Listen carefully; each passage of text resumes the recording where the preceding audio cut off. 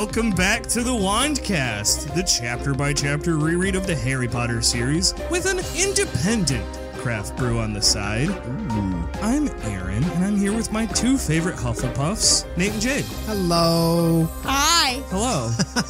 How are you guys? I'm good. I'm great. Oh, do you know what we're doing today? I thought we were recording a podcast? Yeah.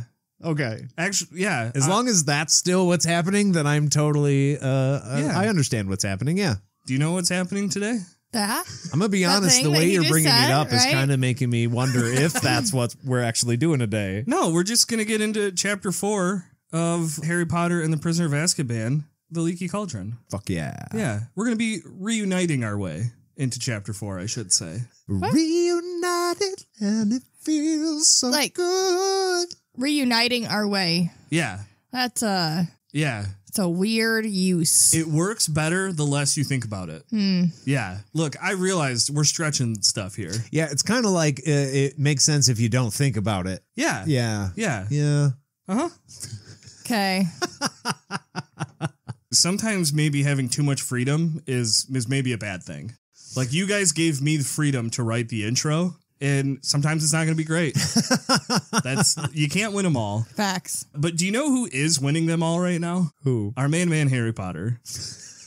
Because he is now in the Leaky Cauldron. He's just like living in the wizarding world. He's living his best life. He's like, look, everything is free. I got all my shit. I am fucking Dursley free right now. I've got no complaints. Yeah. This is perfect. Now, he can go wherever he wants. You know, he had the conversation with Fudge at the end of the last episode. Right. Chapter. He wants him to stay in the Leaky Cauldron in Diagon Alley because Fudge said he wants to keep an eye on him, doesn't want him to get lost again. Right. But, like, from Harry's perspective, why the fuck would he go into the Muggle world? Yeah, this is fucking going to Universal Studios, Harry Potter world. And like, hey, sorry, you got to stay here for a few weeks. And we're going to pay for everything. And here's, well, we're going to get to it, but like, free ice cream every half hour. So, yeah. Well, and he has no Muggle money either. Yeah. Potentially. Right. So why would he want to even fuck around out there? This is absolute best case scenario. Hell and yeah. then he was told, hey, stay in the best case scenario. Yeah, okay. Also, though, I just want to point out it's interesting that it's fine and safe for Harry to just be hanging out in this wizarding village. I'm guessing because all of the adults are kind of keeping an eye on him. And this is like London wizarding world, right? So Yeah. it's not even like school related people, okay? no, this is just in town. This is downtown. Right. So it's safe for Harry to be just wandering around and the adult, with the premise that the adults are kind of keeping an eye on him and he'll be fine. I just want to point that out for later, like put a pin in that. And we'll get back to that later. Yeah. I kind of like to think that the wizarding world is just, I mean, look, there are dark and evil wizards and shit. We know this, but in town, everybody's got a magic wand if they're an adult age or school age, right? Oh, yeah, they all got wands. So if something or somebody shows up that they don't like, literally everybody in town is able to do something about it. So I think maybe in general, like, it's just a safer community.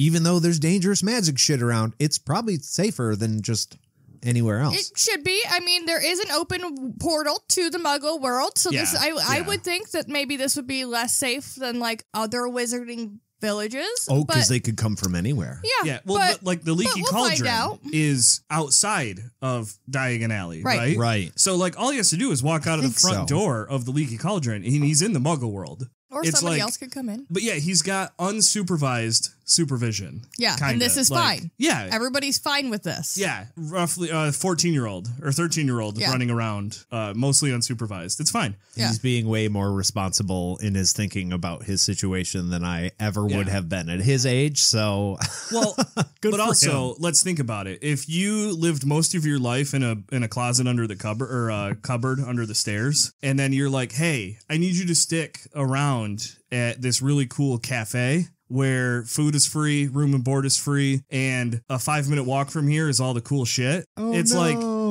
It's like, yeah, I do realize, I realize I have the freedom. Why the fuck would I go anywhere else? Also, all your friends from school are going to be popping through. Yeah, he knows all of his friends are coming in soon. And you're going to be the cool kid that's just like chilling in the corner. Oh, yeah. On top of the actual freedom, I mean, there's the small stuff he realizes very quickly. Yeah. Like, he can just do his homework in the cafe if he wants to. Yeah, he doesn't have to hide to do it anymore. Nope, no hiding. He's actually like keeping up on news. We get a quick snippet of how he's hearing more and more about Sirius Black. He's hearing, witches talk about what's on the cover of Transfiguration today. Yeah. Like, this is everything he's probably ever hoped his life could be. So, of course, he's not going anywhere else. This is the morning that he would have been having at the Dursleys, right? And hearing the news about Black and like everything is just kind of going, the day's starting up, and this is the exact opposite side of that. This is the magical side of Black is on the news here too. We're getting a little bit more information, about that whole situation. But like now we know he's actually a wizard criminal, not a muggle criminal. Yeah. Right. Yeah. This is a guy over here on the magic side of things, and you didn't hear any of that in the muggle news. He had a gun. He had a gun. Well, and I think the most important thing to really put a nail in the final coffin here of like Harry's weird unsupervised supervision thing. Why would he go anywhere else when he can go to Quality Quidditch Supplies? Oh, I played a lot of sports growing up. If you told me at 13 years old, hey, whenever you want, you can walk down to a sporting goods store and just kind of hang out, and everyone's pretty chill with it. yeah. I'm doing it every day. Every day. This is my guitar store. Yeah. Guitar store. Well, yeah, like Guys hang out there all fucking day. They just walk around checking out guitars, trying different things out. You're always welcome in there. You can touch anything in there. Like, yeah. And you don't have to buy it necessarily, but. And Jade, I would assume probably more along the lines of magical menagerie. Yeah, my brain went first to like, I'm hanging out with the pets. Yeah, every day. You're gonna go to the Dancing Rats. And we'll get to that in a little bit. I'm gonna be petting pets and then going to the bookstore, maybe reading for a little while, and then going back to the pets. Oh yeah, you're going to box lunch is where you're going. yeah. But I'm petting all of the animals. Oh yeah. You would come out of that with a part-time job, I think. Yeah, absolutely. But no, our boy Harry, we know for him it's Quidditch. And of course, we hear about the brand new Firebolt. The Firebolt. And the worst thing you could ever hear when you see a new toy is price on request. And we all know that means you can't afford it. Or maybe you can, but you shouldn't. Right. If you can, then good for you. Because I have 90% of the time, if it says that, I'm like, oof, nope. Yeah. I'm gonna keep scrolling. The question is like, hey, Mom, hey, Dad, check this out. Like, oh, man, is that heavy? Yeah, it's pretty heavy. Then that means it's expensive. Put it down. Harry spends a lot of time looking at the Firebolt. He knows he can't buy it. Another point to Harry being like smarter than us at the same age, most likely. He actually has the thought of like, oh, I need to budget. Yeah, I have gotta 5 save more my years. Money. I have to last at least 5 more years with what's just in my bank. Because let's be real here. He can buy that fucking Firebolt. Absolutely. He could buy that Firebolt right now. Absolutely. But if he does, he's going to be fucking broke. And he knows it. Now, I don't know how much money Harry has. Maybe he won't be broke. But it's got to be expensive enough to where he knows it's a good chunk of his money to just outright buy it. Yeah. Well, and he knows every year you got to buy your new school supplies. Right. You got to buy new potion supplies every year. Right. You got to buy new robes every year, new school books every year. Yeah. Unless you get gifted one of your school books. That does help with the budgeting. Or gifted a broom like last year. Or, being gifted 2 years ago. Yeah. 2 years ago. 2 years ago. That's right. Freshman year. That was year 1. That was when we got the Nimbus. No, we find out that as Harry's buying all of his school supplies and being budget focused like a very responsible kid, the Monster Book of Monsters. It's not for Hagrid's new possible pet. He's not stashing another one somewhere. Yeah. Harry, hang on to this, bud. He's actually got the book for the Care of Magical Creatures class, which is pretty nice of Hagrid. Yeah. Like, hey, bud, here's some school supplies for you.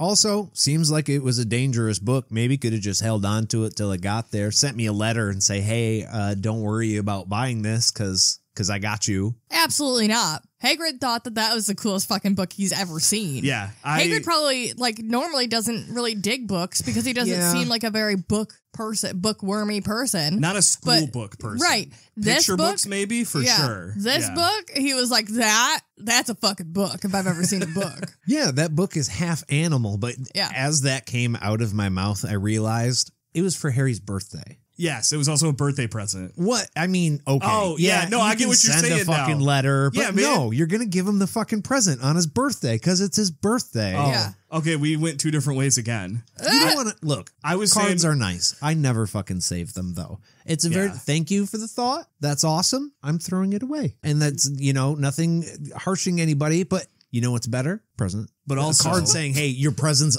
I have your present, you gotta wait again, is just kind of disappointing. you would potentially save the first ever birthday cards you got, though, which that is what Harry's were. They were the first ever birthday cards he's got. That's true. That's true. Here's where I thought you were going to go with this thread, though. Okay. Hagrid, thanks for giving me a gift for my birthday. Can you give me a fucking toy, though? Don't give me school supplies. This is my birthday. Give me something cool. Yeah. I got you a book. Yeah, Hermione got me a book service. Give me something for Hedwig. Buy That's true. Owls Are Us supplies. You know what? I didn't think about that. We were talking about his money earlier. Yeah. He's got to buy shit, right? They get magically fed at school. So there's feasibly no cost to feed everybody at Hogwarts. But like, what about the owls? Do they get magically fed too? Yeah. I'm assuming that's kind of part of it. Like, there's they also can hunt. Yeah. That's true. But I'm assuming that they have access to animal food. They have an owl. What's it called? The owlry. Owlry? Yeah. But like, I'm sure Ron at any point could go to someone or go towards the kitchens or something, or there's probably a little help desk where he can just be like, hey, can I get some rat food? Yep, here you go. Oh, like, yeah. We keep, care of magical creatures. Like Hagrid probably has stashes of food that we just don't find out he disperses often, like it's a kid's book. It's got little stashes of there's food house everywhere. elves that like provide everything. So they probably, if you have a pet that you have brought to school, they probably just fill your food dishes for you. Which Harry, Ron, and Hermione don't know that yet. I think we find out about the elf, or no, I think we know elves help, but we get more details in like book 5. I think that's when. Well, I never said that then. No, I think Hermione mentions at one point, like early on, maybe in book 1 or 2. I'm trying to think when Spew came out. I think that's book 5. Wow. Yeah. Okay. But I think Hermione says something similar to like in a history of Hogwarts, a history. Don't you guys know that the elves make all the food? Like I think she says something like that in one of the early books. Okay, it's canon. Because she's much more. She's a lot show off. She's a lot of a show off in the first one. So it is actually prepared by someone. It just magically appears. Yes. Okay. Yeah. Okay. But I think that's different then. To wrap we it all don't up, know if we know this yet or not. Yeah. I do like the idea of the owls having their own hanging, like floating candles in the owlery. Yeah. And then just like a few times a day, boom, just a whole big ass pile of food just in the middle of the floor. That would be pretty nice. And then they all eat and then shit outside. We talked about the shitting though. Yeah, the shitting would be a lot. But okay, we talked about the magical barrier that like closes up the bird holes because they never poop on all the food. Right. That's right. When Owl Post comes in, they never poop on all the food. Yeah.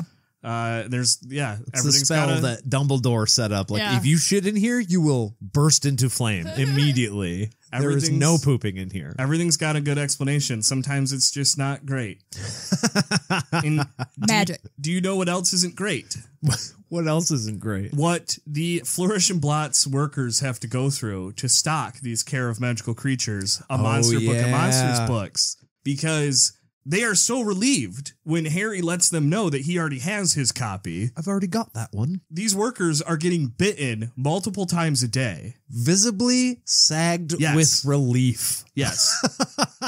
It just seems like there was a bad thought process in whoever manufactured the book as far as like, okay, packaging, when it goes out to the stores, there should be some type of mechanism restraining the books so they don't destroy each other. It comes in with a sedative. Yeah. Like it is currently sedated when you get it, and then you have to give it this to unsedate it to display. Right. So you can just leave most of them sedated. Right. And like the people who get them can whatever. Yeah. But you would think this would come with all the instructions necessary. Because your products are destroying each other. Like, that's not money. Books are ripping each other apart. Yeah. It could be worse because at least they were able to find these books. Unlike these Monster Book of Monsters are not as bad as the 200 invisible books of invisibility that they never found. That is fucking hilarious. I fucking love that so much. That is the dumbest shit ever. It's so absurd. Yeah, but he says it like, well, of course, I had the problem with the invisible books of invisibility. There's not a stack. There's not like a weird area of your bookstore that you can't walk into. Yeah. Like, what? What do you mean? Did they never show up? Or did they drop off a pallet that was empty, but you didn't know because the books are invisible? Yeah. I have so What's the many backstory? questions, but I love it. You're just going to trip over them like, they have to be, what? Yeah. Okay. I love it. I love it. Laughed at the idea of some fucking wizard grifter Exactly. delivering one single pallet. That. And being like, there they are, buddy. And so then the guy later is like, I don't know, they got to have something where your wand can detect magical or maybe invisible thing. But like he reaches down to like slap the top of the pallet and there's just nothing there. And he's like, oh, well, maybe they moved them into the back room or something. Yeah. And he's just like, they already unloaded the pallet. It must be. Fuck. Yeah. Where did they go? God damn it, Nate. You just solved that's the fucking answer. It's a fucking It never even fucking They never got them. even fucking occurred to me, but that is absolutely what fucking happened. Those books did not exist. Okay, I posit one more because this is the situation that I found funny about this. And that is, it was a simple accident. They forgot to put the books on the pallet. They delivered the pallet to thinking they were there. Thinking it's there. Everyone thinks it's there. Flourish and Blotts goes, hey, delivery service, I don't have the books. And then they go, buddy, you signed for it. Yeah. As far as we're concerned, they're there. We're not going to search our warehouse for something you have. Yeah. Like, logistically, the fact that one simple accident of they just forgot to put the books on the pallet, that's fucking hilarious. And I mean, normally we would provide a photo to prove that said delivery was made, but that's why you would have to, like, honestly though, put it in saran wrap or some shit. Like, you would have to visibly show that yes, something did arrive, just not an empty pallet. Let's take a picture of the invisible books. As a guy who worked in shipping, that's what I mean. A pallet is never just product on a pallet and that's it. Yeah, that's what I'm saying. The only way that you would sign for something like that is if it was like a door-to-door delivery man, right? And he's standing in front of you and he just like he slaps the top of the books, right? But he has a noisemaker. He just slapped his own ass. Yeah. You kind of saw it out of the corner of your eye. It didn't really make full and then he was just like, yep. Okay, sign right here. Sign right here. You're busy. You got shit going on. Yeah. You don't have time to double check everything. Fucking sign it. I can see it happening. We're going to make an OC of this grifter man. I was going to say, I kind of want to talk more about this, but I think we're going to talk more about this off air because maybe it's something we actually do, and therefore I don't want to give you guys all of our secrets quite yet. So I think what we might do now is I think we might get ourselves a little bit of a drink. We'll take a small break, and we'll be back right after this. Well, hey, Jade, what did you grab out of the fridge for us? I grabbed holiday cookies. Cookie. Singular. One. Oh, just the one cookie. Yeah. You must share. It has notes of light sugar, vanilla, and baking spices. It's a blonde ale, so it's been turned into the type of cookie that Santa really wants. The one with booze in it? Yeah. It's from Pigeon Hill, and it's 5%, and it has this really angry-looking rhino on the front. Rhino with heavy makeup. It kind of looks a little bit like Leatherface, the lady mask when he's in the kitchen. Heavy makeup, weird-looking face. Are we going to do a quick cheers to a holiday cookie then? Yeah. Holiday cookies. Cheers. I feel like I need to bake now. We had banana bread recently. Now we're having holiday cookies. Everything's so... That is delicious. Delightful. That is straight up dessert. Mm-hmm. I love this. You don't like it? Well, are we gonna get right to the ratings on this? There's no blurb on the can, Maybe- so No, there's not. I was But saying, you maybe made we- a noise. You made a disgruntled noise. Maybe we Yeah. get to the ratings because the content's going to come after the ratings this time. How many cookies? Oh yeah, what you got? How many? Well, there's only one.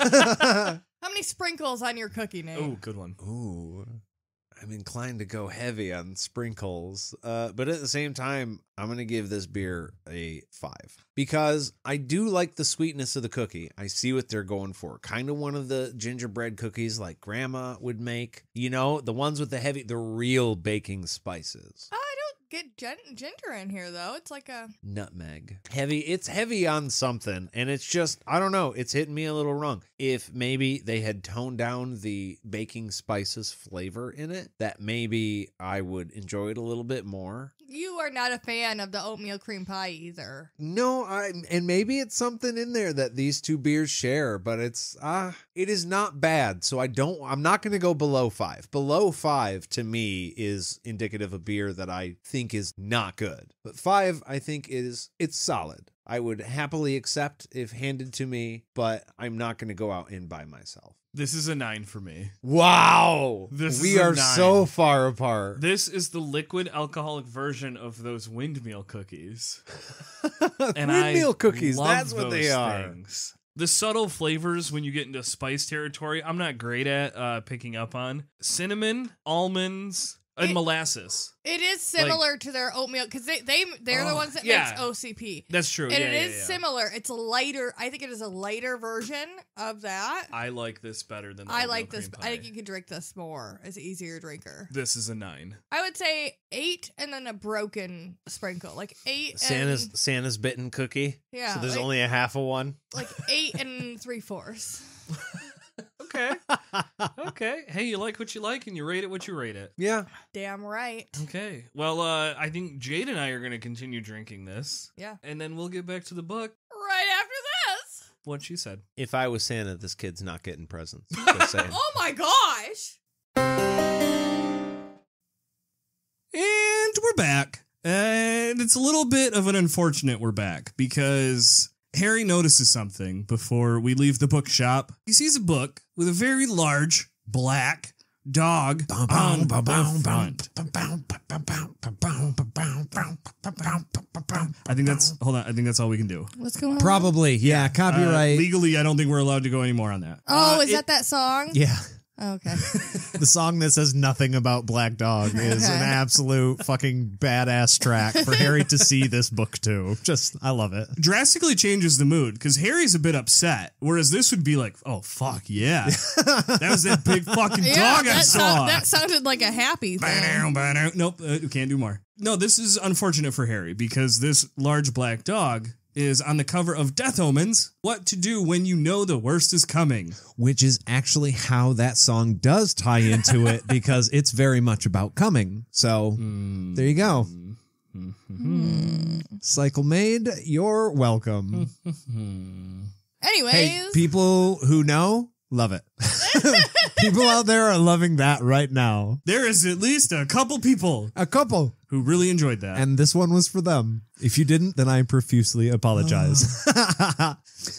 Well, Nate, that was oddly satisfying that you were able to wrap all that up. But unfortunately, this big, large black dog was oddly familiar, not Right. satisfying to Harry. No. Because no. this is the thing he saw back in Mongolia Crescent. Magnolia? What did I said something different. Mongolia Crescent? Big- Mongolia? I'm sorry. What I meant to say was after he passed. Oh, no. Hold on. Move. Spider attack. You guys, we're right back to recording Harry Potter over on the other side of the basement. I was You just got attacked. accosted and attacked Spider. by a spider. I'm sorry. It was Death going to from go in your above. hair. I had to stop you. The look on your face just now was pure terror. You literally, you inhaled as you covered your mouth in shock. And I knew that whatever was about to come out of your mouth was of the utmost importance. that was not a face of, it's fine. That was terror. Yeah. For me. Yeah, it wasn't about me. I appreciate that. I was like, you're going to be unhappy if I hesitate any longer. So, in a way, you saw a real-life death omen. Oh, yeah. Right above Nate. What you do when you know the worst is coming. Yes. Yeah. That's what you do, guys. That's what you do. That's how it ties all in, okay? That's how we bring Harry it together. was looking at the book in the shop. In Magnolia Crescent is where he saw the dog. He passed a Mongolian barbecue when he went to Magnolia Crescent, and that's why I got tripped up by that. Oh, I see. Yeah.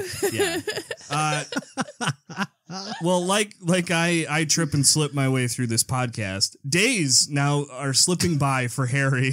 And he is seeing more of his classmates, his Hogwarts classmates, as he prances about his day-to-day beginnings. He's seen... I don't know if he's prancing necessarily, but... You don't think he's prancing? I get you. He's got a little pep in his step. Come on. He's strolling. Strutting. Can we agree on strutting? I'm just picturing him literally prancing through Diagon Alley. Just by hopping from store to store. Like everybody on the road is like, fuck's going on with that guy? Like he's in a field full of flowers. Just do. I was just saying, we cut immediately to Harry's point of view, and it's beautiful morning. He's just jumping from block to block on the sidewalk. Oh yeah, okay. How about strutting? Can we agree on strutting? He's strutting through the days. Okay. I mean, strutting feels like he's showing off. Strolling is more like... He's getting free ice cream every day. He's strutting for sure. Yeah. He's like, fuck all of you normies. Yeah. Okay. All you normies that have parents. Strut.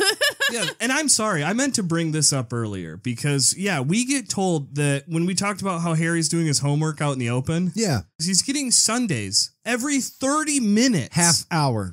Do you know how many calories that is? Yeah. That's a lot. Harry's he's getting underfed anyways. 2-3 weeks. He's just catching up. He could use it. Yeah. I'm thinking, but here's like... That's a lot of fucking dairy. By the second hour, I'm like, I'm done doing homework here. I've had enough ice cream. Stop. I hurt. Yeah.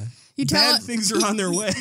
You're just like, hey, what is his name? Florentine Florescos or something. Yes. He's like, hey, I need you to up the ratio between the peanut butter and the ice cream. Like, make it real banana and peanut butter heavy this time. Maybe just a little dollop of ice cream on top. That's my lunch. Yeah. And maybe some water. Some bacon. Yeah, a little bit of H2O. Chuck some bacon in there. Yes. That would be coming from Florian Fortescue. The man. Yes, that's what I said. But yes, nailed it. Yes. The days are slipping by for Harry. He saw Seamus. We saw our good friend Dean. We see our great friend Neville getting yelled at by his grandma, which is fantastic. Yep. But no Ron or Hermione. And as we wake up on the last day of holiday, Harry thinks to himself, well, at least I'll see Ron and Hermione on the Hogwarts Express tomorrow. And so, of course, who do we run to that day? Almost immediately after he has these thoughts, we finally are reunited. His fucking people. Which is great, because how else was he going to get to... We're reuniting into the chapter. Oh, I'm so glad. Do you want me to sing it again? We wrapped it all up. See, that's how it works. Don't think about it. When you have to tell somebody the punchline of the joke, it's funnier. It's I definitely know. funnier. I just think this is great though, because I don't think Harry had a plan for how he was going to get to platform 9 3/4. Yeah. So this is super convenient. Oh, 100%. Like, he was very smart with his money. At no point are we given access to his thoughts to show that he's thought about how to get to King's Cross Station. Take the night bus, I guess. I mean, we do know he's aware of the night bus, so, a couple sickles and he can get there maybe. Just fly on Hedwig or some shit. I don't know. Yeah. But no, fly on Hedwig. Maybe he could make himself lighter. He was thinking about making his trunk lighter. Yeah, do the broom thing. Yeah. He's not in a muggle area. So yeah, he could straight up he do is magic. still underage. He could just be like, hey, Tom. Right? So maybe he can't, but Tom if can. He's there. Tom can set him up with some flu powder. I don't know how that would work on the other end, though. But is there only if there's a fireplace at King's Cross? That's what I was saying. I don't know where that would come out, but there probably is somewhere. It's England. They have fireplaces.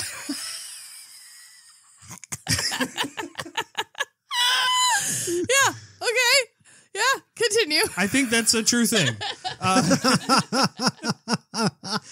The more important thing is our friends are reunited. The trio is a trio, and they immediately start getting up to some shit because Harry immediately wants to ask Ron if his dad knows why he wasn't punished for using magic. Like, we very quickly dive right into the drama with these three. Oh, yeah. We're not wasting any time. A recurring theme. Very rarely does it seem like they ever talk about anything that's not going to be a fucking problem at some point. Yeah. I loved Ron's response to this specifically. He says what everyone's thinking. Yeah. Hey, why do you think I got special treatment? Because you're fucking Harry Potter, my guy.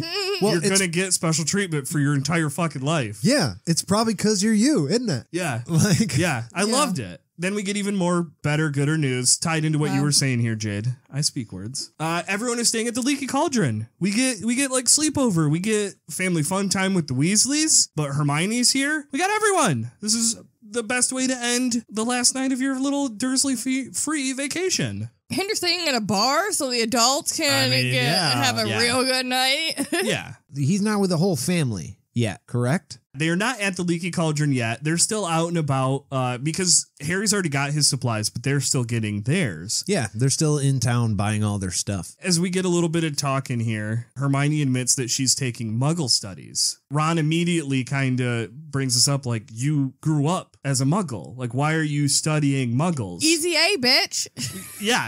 First of all, Ron, yeah, you if you think it's that easy, you should also take Muggle studies, my guy. You understand school is something that you are actively trying to do well at, We're trying to beat the system. Well, this lets me do that very simply. Yeah. And then for you as a wizard, that's just called history. Yeah. You know? Yeah.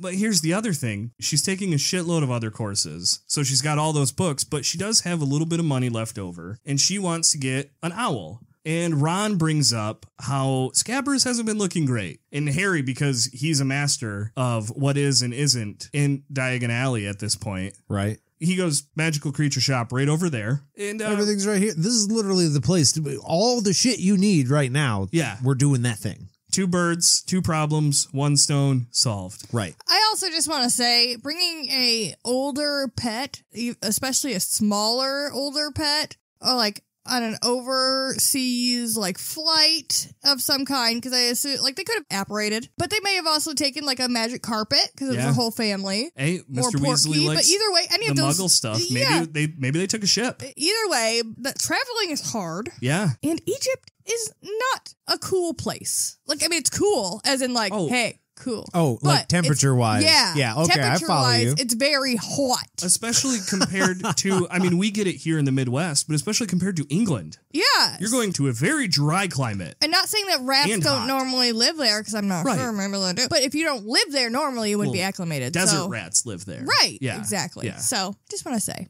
I would not be surprised if the desert did not agree with Ron's being a good pet owner here. Exactly. You know, he's looking pretty good. This witch lady clarifies that, like, Scabbers should only be, or he should only live for, like, 2 to 3 years. Yeah, he got Scabbers from Percy, correct? Yes. Mm-hmm. Okay, so did Percy have Scabbers for the entirety of, like, his Hogwarts school career, or was it, like, he had him for a year and then gave him to me, because this is year 3. Percy is still in school. He got Hermes, his owl, when he became prefect. Right. What I'm saying is Ron already had Scabbers at that point. That's when Ron was given Scabbers. Ron has had Scabbers. Yeah. Year 1 for Hogwarts. My question is, how long did Percy have Scabbers before Ron got him? And then, did anybody have Scabbers before that? Yes. I found an answer to this. Okay. But I believe as book readers, we have not been told this information yet.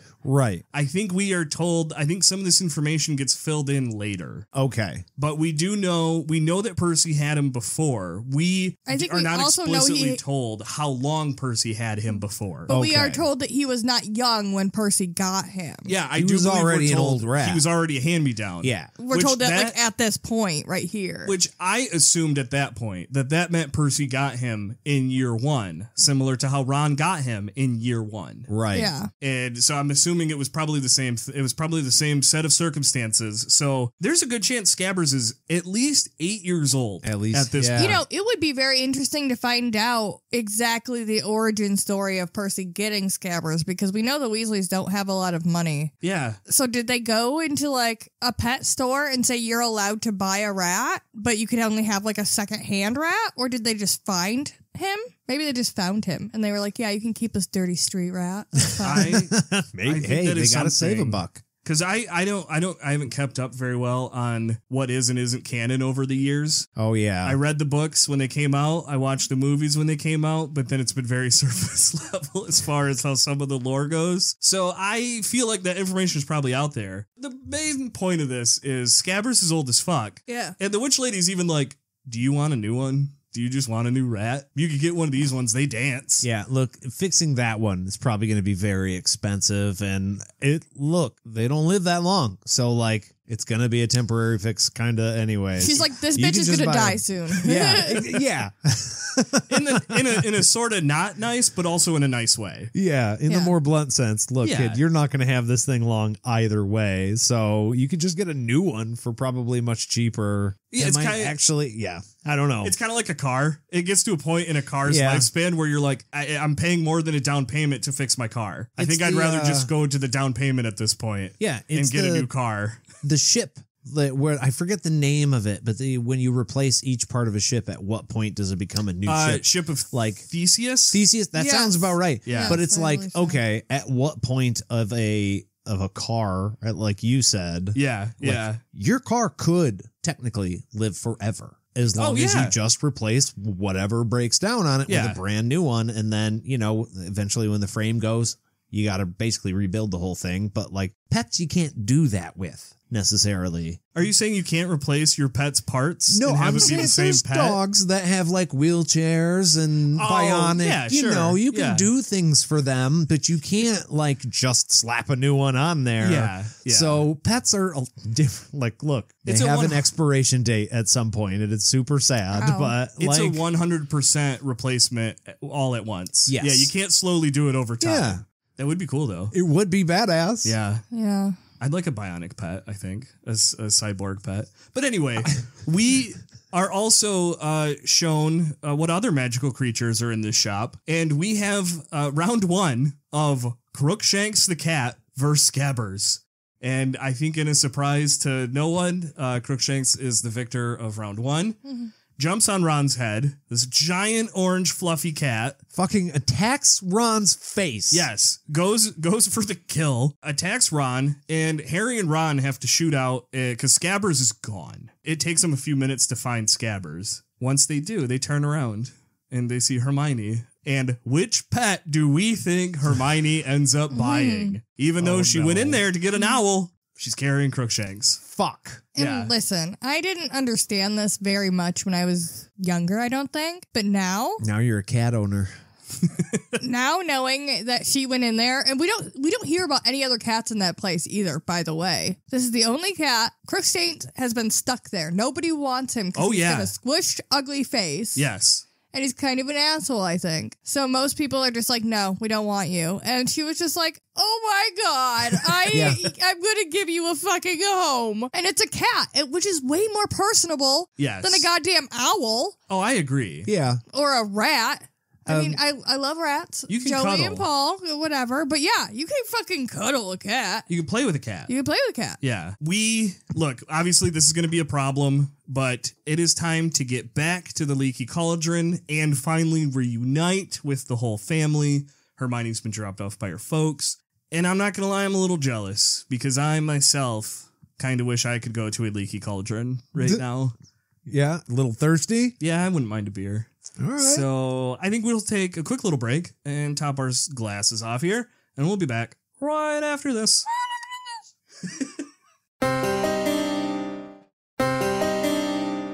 And we're back. We are now in the Leaky Cauldron, and we have done the Reuniting 2.0. Gotta have a drink in the Leaky Cauldron. Reunited and it's Before we get to, we went to the Leaky Cauldron. Oh, at Universal. Yeah. And for whatever reason, my debit card did not work in the Leaky Cauldron. It worked everywhere else. It worked everywhere else. It worked before. It worked after. The point of the story is I was not able to purchase a butterbeer in the Leaky Cauldron because my card didn't fucking work in there. That's it actually was really sad. very upsetting. Yeah. But I have a question. Yeah. Does your MasterCard, what'd you say it was? Debit card, whatever? It's a debit card. Okay. Do you have access to Wizard money from that card? Yeah. Oh, okay. Do you not? No. Oh. Well, Aaron. There's a conversion rate. I'm what you would call wizard poor. Oh, I'm muggle rich, but wizard poor. I got a couple knuckles and nuts. Canuts? Canuts is a thing? And sickles? Knuckles and canuts? Gringotts takes a small cut when you use your debit card. Galleons. I got a pirate. I'm a pirate, so I got a bunch of galleons. It's just like when we were in Scotland and we used our debit card. They would take I don't know, a percentage. Oh, just because they automatically do the conversion basically on the back end. Oh, that's pretty cool. Yeah, I never thought about that. It made things very easy. That does. That's very nice. But while we were at the Cauldron, I was unable to purchase a butterbeer for myself or Jade, and it was mildly irritating. Unfortunate. We had other family with us, and they were able to do. And I was like, "Look, it's not working. This is not me trying to not buy because I wanted to buy for everybody." Yeah. It's dumb. Anyways, I'm sorry that I say that is a little bit depressing. It was. It was upsetting. You know what else is upsetting? I did get one though, so at the end of the day, it was fine. Okay, but still, box half checked. I wanted to buy a beer at the Cauldron. Yeah, that was I still ask you though. Do you know what else is upsetting? Well, there's quite a few answers I could give, but why don't you let me know what direction you're going in? Search for Sirius Black is still ongoing. Okay. Yeah, quite that upsetting. is upsetting. A lot of ministry employees are getting pulled from their jobs to search for Sirius Black. Like Mr. Weasley. This is an all hands thing. He's been pulled in. One little line gets said here in this conversation. I just want to highlight it. Mr. Weasley says to his son, quote, "Don't be ridiculous, Ron. Black's not going to be caught by a 13-year-old wizard," end quote. And so now I know how Black's going to get caught. Yeah, exactly. Yeah. You can't say that. Yeah. You just gave away the whole plot, sir. There's the Chekhov's gun. Is that what it is? Yeah. 100%. This is Chekhov's capture. It's going to happen. But the rest of the Weasleys joined back up, and I really appreciated Fred and George's reaction to Percy, who is now head boy. Yeah. Look, good for him. Good for him. That's an accomplishment. Yeah. Look, we're happy for Percy. Yeah. However, you can take the pride of bridge too far. Yes. You know? Doesn't I have feel to like be, he's pushing that line. Yeah, it doesn't have to be your whole attitude, but he walks up to Harry and gives him a firm handshake like a politician. What's funny is that he's so pompous and it seems so extreme, but I feel like most of us know at least one person that Percy makes you think of. 100%. Like straight-backed person who's always super, appropriate in all circumstances all the time. I like to do it for fun sometimes. Yeah. Where I'll run into friends and just be like, "Oh, yes, good to see you." Good, sir. Yes. Firm handshake. And that's Splendid day. But I feel like my vibe on it is a little bit more of the Fred and George, who immediately do that. They then walk up to Harry as well, go, Harry, yes, good to see you. I fucking love it. Corking, good to see you, yes, chap. Yes. And of course, they get chastised by their mother, who they in turn do the same thing. And just like, "Oh, mother, yes, good to see you as well." Yes. Mother. Yes, I love Fred and George. But it is now dinner time. We have gathered around the table. Chow time. And Mr. Weasley lets a little thing slip and mentions that the ministry is going to send a couple of cars over so everyone can get to King's Cross. Fuck yeah. Which is very cool. Yeah. Because they do have a lot of luggage, but is a little bit weird because the ministry, they're the government. They don't just give stuff away for free. Also true. Yeah. And Percy kind of asks, and Arthur just tries to brush it off, perks of the job. The reason that he gives was just like, well, one, we don't fucking have a car anymore. Yeah. Which actually is a valid reason because some companies will let you use the company car if you don't have a vehicle. Yeah. Very true. Very true.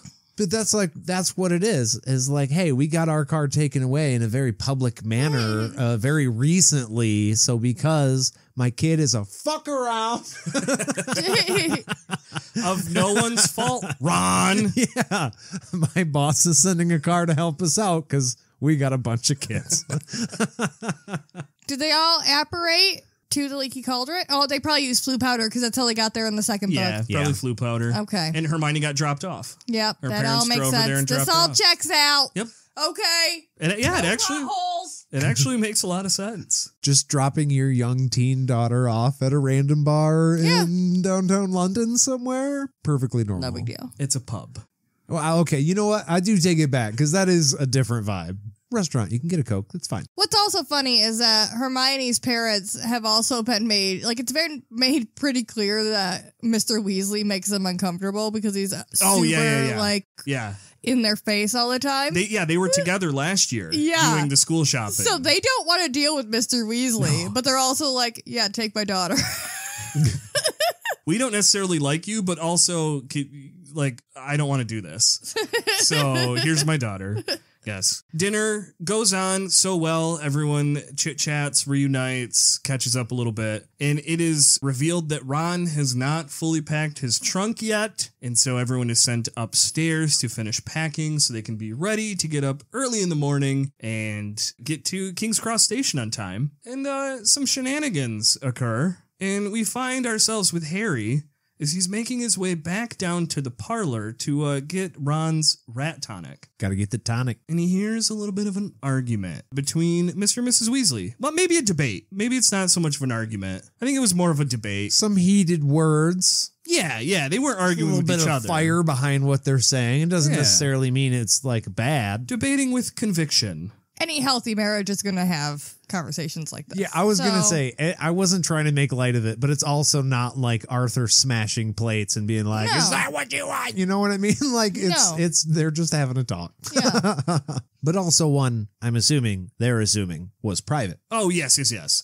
They are in a parlor, but they're like, I get the vibe that it's probably mostly empty. Like, this is late at night. Like, Yes. I'm picturing this is more like maybe 11 or 12. Tomorrow's obviously a big day for a lot of people, so the parlor's mostly empty. Yeah, you're the only this two point- in the room right then. Yeah, this is like an Airbnb that has a bar downstairs. So the only people who are left in the pub are people who are staying, and most of those people have gone to bed. So you guys think that you're, but also Yeah. you're in a public area. So like, there's possibility that someone's going to hear you. Or at least, look, maybe you are in public, but the rest of your party is up in their rooms. Yeah. As far as you assume, so you're not thinking anybody's going to be overhearing you. And they looked around. They realized, oh, we're by ourselves. Yeah, let's get into this real quick. Just like us right now. Nobody's ever going to hear this, what we say right now between us three. No, never. Well, and they also look at Harry, of all people, as like an innocent, like good kid. So they don't assume he's going to be like a lurking around the corner listening. Right. Except for the fact that that's actually a very valid point that Mr. Weasley brought up in the argument. And that's what this argument is about. They're talking about Harry and whether or not they should tell him something.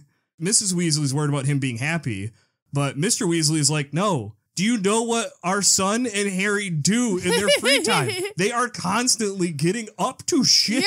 Yeah. We need to warn him. Yeah, there are literally books written about what they get up to when we're not around. Yeah.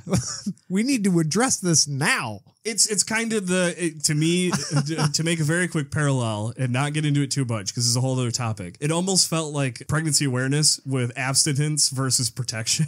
Oh, yeah. And it was like, no, ignore it, he'll be fine. And the other one's like, no, give him the tools he needs to be successful. Yeah. Because he's going to do it. Just let it go. No, he's just a sweet baby boy. We got to keep him innocent. Yeah. You can have the tools and then ignore it. After too. you have the tools. That too. There's also that. Then you're covered. But at least twice. you can say, hey, I tried. Yeah. In their argument that Harry is overhearing, they finally let the important little bit slip. They believe, and word on the street is Sirius Black has escaped from Azkaban prison to go after Harry Potter. Yeah. Because he has been chanting he's at Hogwarts while he sleeps, and they let us know that they believe that Sirius Black thinks if he kills Harry, he who must not be named will come back to power. You know, we've done this twice already, haven't we? Nate, I got bad news for you, my guy. Oh, no. we think that this mass criminal who has escaped from prison is going after this one particular person. You know what the best way to go about things is? Just let him continue life as normal. Yeah. I think normally we would like put them in like some type of witness protection, you know, they would know for sure. We would get authorities with eyes on that person at all the time. times. Yeah. Now, we know Sirius Black, and this, you know, we're still listening to Mr. and Mrs. Weasley at this point, because I'm going to get back to what you said. Okay. I want to get into it just a little bit more. First, we find out a couple of important things. The Azkaban guards will be at Hogwarts this year. Ooh. So Hogwarts will be a safe place, Mrs. Weasley is arguing, because Albus Dumbledore is there, and Dumbledore let the prison guards patrol the grounds. Like, Harry's going to be fine. We don't need to tell him. If Dumby's cool with it and the whole place is going to be on lockdown, I mean, I can see the point. I can see the point. I can see both of the Weasley, Mr. and Mrs. Weasley's points here for sure. I am fully on Arthur's side, though. Like, you should tell the kid. If it's a matter of his life, he deserves to know. I don't know. I mean, maybe it's the right way to go about it, but it's slightly weird that they're not telling They're telling everybody that doesn't necessarily have to know. Yeah. That he's out and looking for Harry. You know what I mean? I mean, it's a manhunt. They want people to keep an eye out for him, I guess. But yeah. Black does have a track record of killing anyone who's around, Muggle or Witch or Wizard. Yeah, but if I found out though that he does have that track record and they didn't tell me that I was hanging out like next to the target of him, then like fuck you. I'll just stay away from Harry Potter. I'm fine. You're talking about like fucking Ron and Hermione and shit. Yeah, or his classmates. Arthur is one thing because he works for the people that are probably going to be in charge of that. But like, even Hermione or literally anybody else in town is like, wait, he's coming after that kid? That is a very interesting... Get the fuck out of here. That is a very interesting thing now where it's like, at what point do you limit one person's freedom for the greater good of the public? Yeah. So, like, hey, if he's going after Harry, don't send Harry to Hogwarts. A lot of innocent children there. Yeah. Why are we letting him just dangle around all these children? I think maybe we dive into that a little bit later. Yeah. I feel like that's something we could have some fun talking about. But yes, Mr. and Mrs. Weasley, they wrap up their argument. Because you got to move on at some point. You got to move on. I just want to go back real quick. How fucking disappointing would it be to do a fully remote schooling from a school like Hogwarts? Oh, that would suck. Such a fucking bummer. You're sitting in England somewhere on a cold and dreary street and they're all up in the castle doing all the cool magic shit. And I'm sorry. I just wanted to, we can move on, but that would fucking blow. I think that's the first time I've ever looked down on like remote work or learning. I'm like, oh yeah, that would suck actually. When you would actually want to be there. Then they would have to change the laws, right? Because then Harry would have to be able to perform magic in his own place. That's true. Yeah. That is very true. Okay. Yes. Moving on. I interrupted and backed up, so now we can just cut forward. But here's the thing, guys. Here's the thing about all of this. It all makes sense. Maybe not what we say, but what the Weasleys said, everything makes sense now for Harry, at least. Yeah, it's all tracking now. Yeah. Black is after Harry. That's why Fudge didn't punish him for using magic. And when they ran into each other at Leaky Cauldron, it's why he's staying at the Leaky Cauldron in Diagon Alley, because he's being supervised. Yeah, he is being watched. That was the whole point. I also have to say, again, had he been punished for blowing up his aunt, it would have been super fucky because he's staying with muggles. Yeah. And there's nobody there to help him regulate his emotions or learn how to deal with unexpected bursts of magic. He's being set up for failure. And he's being 100%. abused, and that's terrible. Yeah, absolutely. But yes, and that's also why Mr. Weasley's getting cars. Yeah. It's so he can be supervised while he's getting to King's Cross Station. Everything makes sense, except for one thing. Harry's not actually that scared. Like, he's like, someone's out to kill me, and he's not actually that worried. I mean, it's kind of old hat for him at this point. That too. He's been somebody's tried to kill him at least 3 times now. I was going to say, at some point, assassination attempts kind of lose their luster. Just like, not again. But now look. Oh no, another assassin. Well, he thinks the reason he feels safe is because he knows that the safest place on Earth is wherever Albus Dumbledore happens to be. I mean, I'm not going to disagree with that. Do you know where Albus Dumbledore's not going to be? He's not going to be in Hogsmeade. And that means Harry is for sure not going to be allowed to go to Hogsmeade this year. You are fucked. Because there's a serial killer after him. Yeah. Again, that goes back to what I was just saying. You're allowed to wander around fucking Diagon Alley, but it's not okay in Hogsmeade when all your teachers are going there at the same fucking time. Hogwarts 1A, probably putting Hogsmeade 1B. Yeah. And then maybe Diagon Alley, and then something else. Like, no, Hogsmeade, should be the next place, safest place. Especially if there's guards wander around too. We know for a fact that he's saying he's at Hogwarts. Yeah. So look, I'm taking Hogwarts down to number at least, I don't know, 2, because now it's a target. I think Hogwarts goes lower. I think anywhere with Dumby is 1. Yeah. And then I think probably Hogsmeade close number 2. Yeah. But the serial killer has a target now, so definitely not fucking So anywhere but Hogwarts is probably safe enough. I appreciate how this chapter wrapped up. JK, she knows how to write funny teen comedy stuff. Like, she remembers what it was like to be a teen. And so just this little thing of Harry going to bed and kind of whispering to himself, not super loud, but he just defiantly out loud says, "I am not going to be murdered." And then his magic mirror responds and just says, "That's the spirit, dear." That's the spirit, dear. Very disheartening. Not even like... So I listened to the Stephen Fry audio version, or audiobook. Oh, yeah, it goes down at the end. It's also exhausted. Yeah. That's the spirit, dear. He's such a talented voice actor because he makes it... He just drives those points home. Perfect. But it's just fantastic. But unfortunately... I mean, that's it. We went over the whole chapter. Well, it's good for Harry. I mean, he's not going to be murdered. Yeah. And he's still set up in Diagon Alley, which is not Hogwarts. No, not Hogwarts. And so therefore, most likely not a target for is mass murderer at this point. Yeah. So, okay, his friends are here. He's got all of his shit for school. It's also kind of interesting, though, the fact that she says that, or that he says that out loud after, shortly before that, being like, Harry's kind of weirded out because he's not scared at all. Mm-hmm. But then before he goes to bed, he has to say out loud, "I am not going to be murdered," because the 13-year-old believes that he's not scared at all. Yeah. But deep down, he has to convince himself that he's going to be okay. I think maybe he's just fucking annoyed. He's just like, "I'm not going to be fucking murdered. I am the main character. Hello, book series is named after me. I'm going to be fine." This is where in my head, as the magic mirror, if I'm the magic mirror, I'm like, that's what someone who's scared to get murdered would say, my boy. Right. That's exactly what someone who's terrified would say. Yeah. Actually, let's be honest. Come on. What are we really saying here? And speaking of being honest, we want you guys to be honest with us and let us know what you thought of this chapter or this fucking episode or this fucking podcast. Literally anything you want. Maybe not anything you want. Or the Maybe chapter. Keep it Harry Potter related. But you, if you wanted to do that, could send an owl to podcastatt@gmail.com. Trust us, it totally works. I don't know where to get an owl, but you just give that a try. And that or have a magic mirror that you can speak to us directly in. But short of that, probably just an email. Yeah, if you want to be safe. Yeah. Maybe just do the email just in case.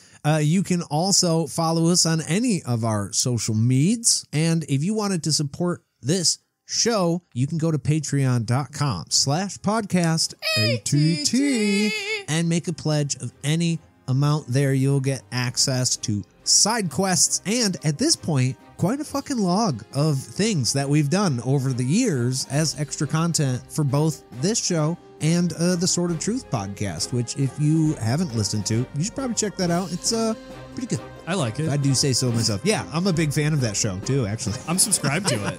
You are? Yeah. Thank you very, very much for listening, and we'll see you guys real soon. Bye.